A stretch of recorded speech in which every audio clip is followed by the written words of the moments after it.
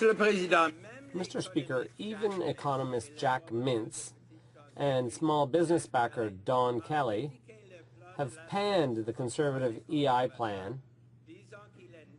They say it will hurt economic growth and discourage job creation.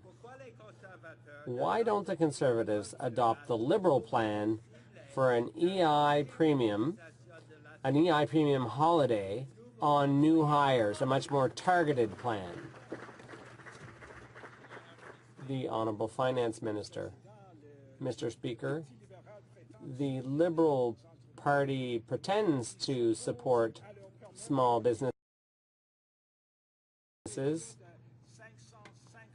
but they would impose a much heavier burden on them. Liberals would actually stand up to talk about this issue, having raised EI premiums to $60 billion, turned it into a slush fund, and then used it for other purposes than for which it was intended.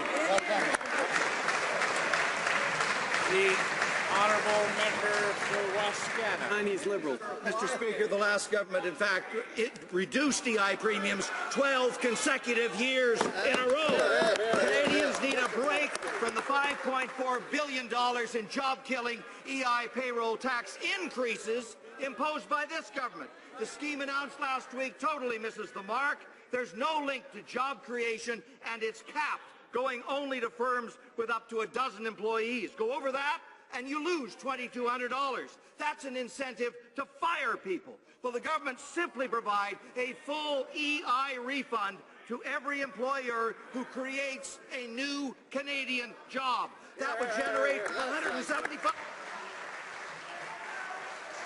The Honourable Minister of Finance. Mr. Speaker, I'm very proud of what we did for small businesses who are the generators of employment in this country.